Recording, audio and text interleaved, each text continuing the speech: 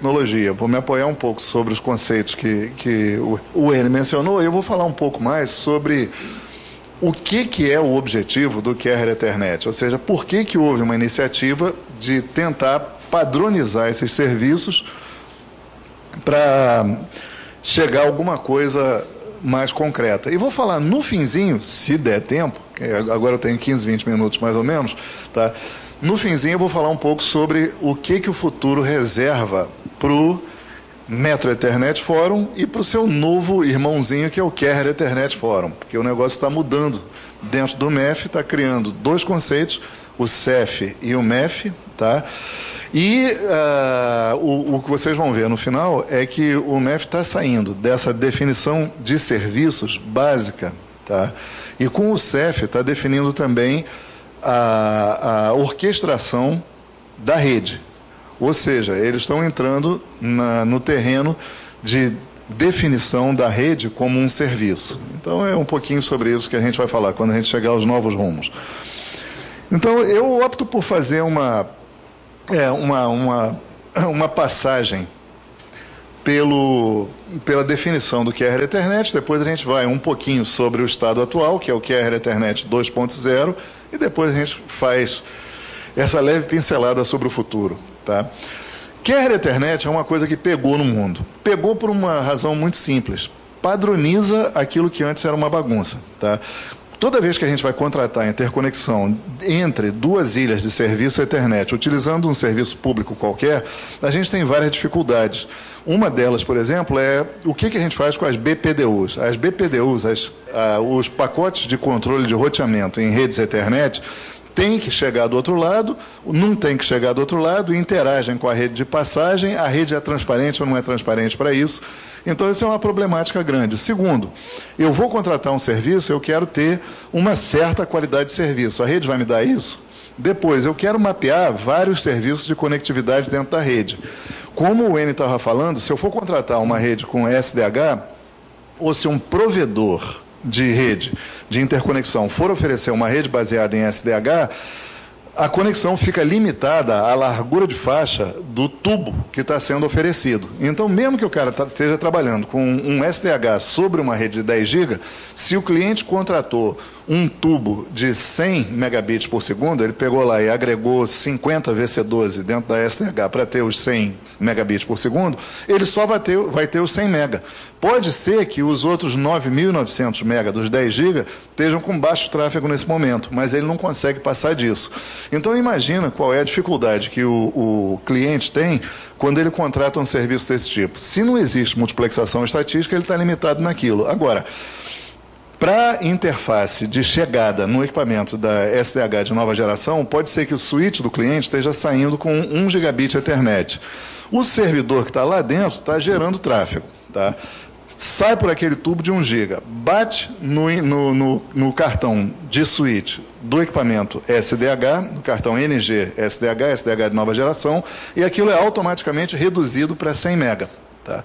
Então, na hora que ele emite uma rajada, aquela rajada vai com um monte de tráfego, bateu ali, tem que ficar no buffer do equipamento SDH esperando para escoar a uma taxa muito mais baixa, 10 mega, 100 mega, o que ele tiver contratado. Esse buffer normalmente é pequenininho, então o que vai acontecer é que chega um momento, se a rajada se sucede com frequência, aquele buffer acaba estourando e o switch da rede SDH, o cartão de entrada da rede SDH, acaba jogando o tráfego fora. Solução podia ser ou você colocar uma memória maior no equipamento SDH, mas mesmo assim aquilo vai pingar pela rede SDH devagarinho, ou então colocar um dispositivo de demarcação junto ao cliente que tem o buffer e que faz o que a gente chama de traffic shaping. Vai fazendo escoar esse tráfego a partir desse dispositivo de demarcação no ritmo que foi contratado com a rede SDH. Mas aí o que vai acontecer? Você só transferiu o problema do switch SDH para o switch que está no equipamento de demarcação. O servidor, ele não continua sem ver que tem um funil no meio do caminho. O resultado é que a conexão TCP acaba caindo, tá? Por causa da lentidão da transferência e um eventual overflow do buffer, e isso vai causar um problema lá no servidor. Quer dizer, você transfere o problema de lugar, mas o problema não se resolve.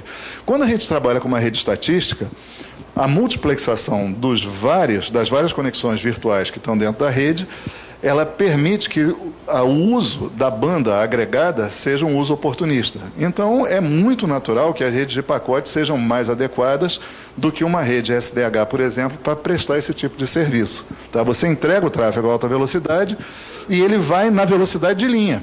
Tá? Se tiver espaço livre, vai na velocidade de linha. Eventualmente, se existe um congestionamento, o tráfego pode atrasar um pouco mais. E isso causa um fenômeno que a gente chama de aumento da latência, ou variação do retardo de transferência dos pacotes. E no caso de o tráfego instantâneo de todos os clientes ser muito elevado, não só todo mundo sofre uma latência maior, mas pode haver até perda de pacotes. Mas isso é uma condição eventual da rede. No caso normal, você está sendo transferido não a 100 megabits por segundo, mas se o teu agregado for um agregado com multiplexação estatística, multiplexação de pacote, a 10 GB, a velocidade de transferência efetiva de um lado para o outro é 10 GB. E não está limitada à banda, à largura de banda que foi contratada. Então, é natural que a gente procure um serviço estatístico de interconexão. Só que se os serviços estatísticos não oferecem qualidade de serviço, garantia de largura de banda, aí fica ruim para utilizar. É por isso que surgiu o conceito de Carrier Ethernet, para colocar a ordem na casa, para uniformizar os serviços que são colocados, para uniformizar a interface com o cliente e a interface entre dispositivos de rede, para que seja possível você ter a mesma visão de serviço na rede inteira. Como o Wayne falou, independente da tecnologia que está sendo utilizada para prover essa interconexão. Tá? Então, a ideia da padronização é facilitar a vida, tanto do operador quanto do usuário. É para isso. E é por isso que todo mundo embarca nessa. Tá? Hoje em dia, o Metro Internet Forum, ele possui mais de 200, são 250 mais ou menos, empresas que são membros, tá, pagantes do Metro Internet Forum. Desses, a maioria são provedores de serviço. Tem mais de 130 provedores de serviço que são membros. E a vantagem de ser membro do Metro Internet Forum é que o membro ele tem o direito de atuar nas comissões que definem esses padrões. Definem os padrões e os acordos de implementação, que participam das Plugfests, que é o nome que se dá às atividades de laboratório quando os aplicativos, os equipamentos são interconectados, e aí vai se ver se tudo está funcionando bem em conjunto. Tá? Então, mais de 130 provedores de serviço, tem 47 especificações técnicas, tem uma lá, que é a nova, que já é a 47, não é a 46 não. A última vez que você olhou deve ter sido anteontem, porque já apareceu mais uma, todo dia aparece uma nova. Tá? Dessas todas aí, uma muito importante é a MEF 45, é uma nova que é multi-SEM L2CP, que resolve problemas de transferência de L2CP em ambientes multi-SEM, que é um problema que quem já tentou fazer interconexão via um serviço público de transporte entre duas Ethernets já esbarrou com o problema da não transparência para passar BPDU, Bridge PDU. Tá? Então, a MEF 45, ela toma consciência disso e ela estabelece como é que essa transparência deve ser feita, como é que o usuário pode contratar, como é que o operador deve implementar essa transparência para poder fazer essa conexão sem medo de que tenha que depois reprogramar todas as bridges que estão lá se interconectando através do serviço Carrier Ethernet. Tá? Mais de 800 produtos e serviços já têm a certificação MEF. A certificação é um processo que se aplica a três coisas. Você certifica serviços, certifica equipamentos e certifica pessoas. Pessoas, já falei nisso, é o CSP, o Carrier Ethernet Certified Professional. Tem uma certificação para os serviços, que quer dizer que a implementação... Isso não significa... É igual a ISO 9000. Tá? Você ter a ISO 9000 significa que você tem um processo de qualidade dentro da tua empresa. Mas não significa que tudo tem uma qualidade excelente ou uma precisão máxima. Quer dizer apenas que existe um processo coerente para que tudo saia dentro daquela expectativa que está nas tuas normas internas. A mesma coisa é essa certificação do MEF. O que a certificação diz é quais os serviços do MEF ou quais as funcionalidades que o MEF define que estão disponíveis naquele equipamento ou naquele serviço. Tá? Eu não preciso que o meu equipamento tenha suporte a EV-Line, do jeito que você estava falando, ou EVPL e EVLAN. Pode ser que só tenha ELAN e EPL. Tá? Só não tem a multiplexação de serviço ali na interface. Mas, pelo menos, que aquilo vai estar especificado, vai estar funcionando de acordo com a especificação do MEF. Então, ter uma certificação significa que o equipamento é totalmente compatível com as normas, e se eu pegar um equipamento genérico que também atende a essas normas, vou espetar um no outro e vai sair funcionando. Ok? Então, eu tenho mais de 160 empresas com certificação de CE 1.0, CE 2.0 é nova. Então, são poucas as empresas que já têm certificação do 2.0. Daqui a pouquinho a gente vai ver a diferença entre os dois. Tá?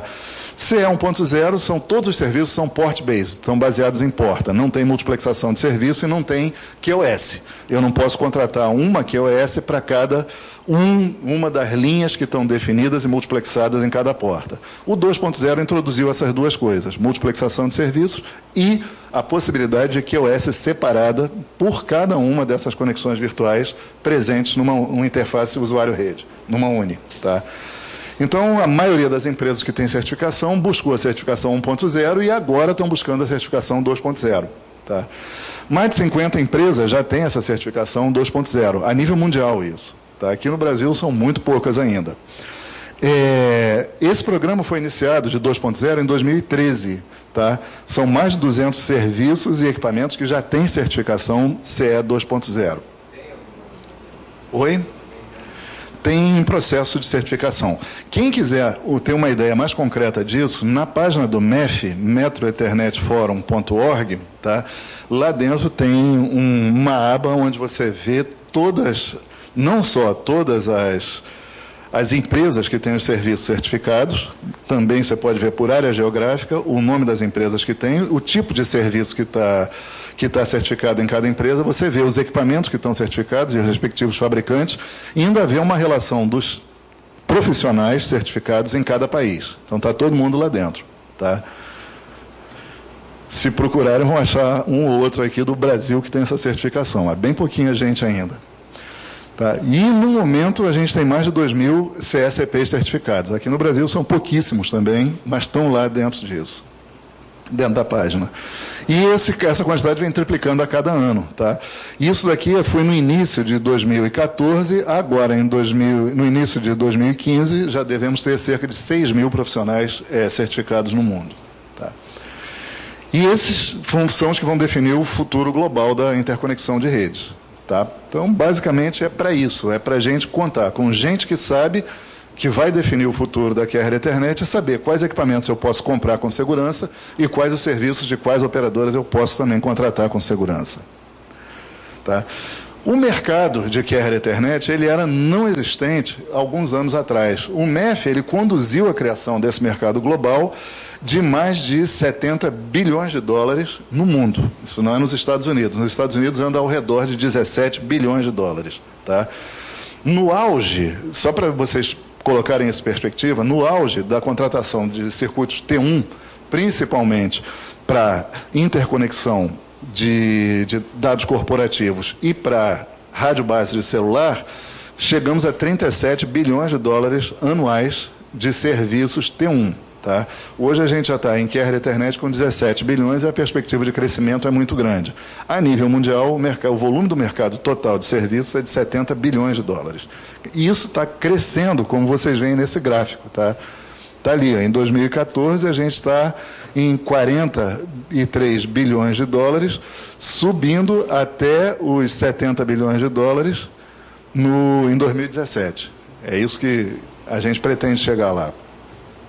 As especificações e certificações são definidas conjuntamente pelos fabricantes de equipamentos e por operadores, quer dizer, quem é membro lá do Metro Internet Forum tem direito a participar das comissões, votar, sugerir modificações, e daí é que surgem normas. Por isso são normas práticas. Tá? São padrões que vêm rápido e são padrões práticos. E além dos padrões que especificam como é que as coisas devem funcionar, sempre depois vem um Implementation Agreement. Para cada uma das coisas que é definida, vem um acordo de implementação em que os fabricantes dizem isso é possível, então vai sair desse jeito. Tá? Eles botam até o último detalhe de como é que é o apoio dos padrões nos equipamentos deles. O acordo de implementação é isso, em essência. Bem, Então, elas são definidas pelos fabricantes e pelas operadoras. Mais de 1.000 operadores usam a tecnologia no mundo. Dezenas de milhares de empresas clientes migraram os serviços para a Carrier Ethernet, migraram principalmente de SDH, tá, de serviços determinísticos, e até de nível 3. As empresas estão começando a migrar, diminuir a quantidade de roteadores que tem nos pontos distantes da rede e tratando de colocar roteadores em pontos centralizados da rede e ter apenas equipamentos de nível 2 nas partes remotas da rede. Esse movimento a gente já está sentindo a nível mundial, mas para isso é preciso ter um transporte transparente de quadros de nível 2. Em essência, é isso que a Carrier Ethernet oferece, transporte de quadro de nível 2. Tá? Então, no roteador, o nível 2 desaparece e ele é reencapsulado, o nível 3 é reencapsulado, o nível IP é reencapsulado para transmitir pela WAN. Tá? Quando você entra numa rede MPLS, IP-MPLS tradicional, é isso que acontece, o nível 2 morreu ali. Então, você precisa de um roteador na ponta remota. Quando você entra com um switch na ponta remota, de nível 2, é o quadro Ethernet sem modificação que tem que aparecer do outro lado, ou com uma modificação controlada. Tá? Então, é essa mudança que está havendo.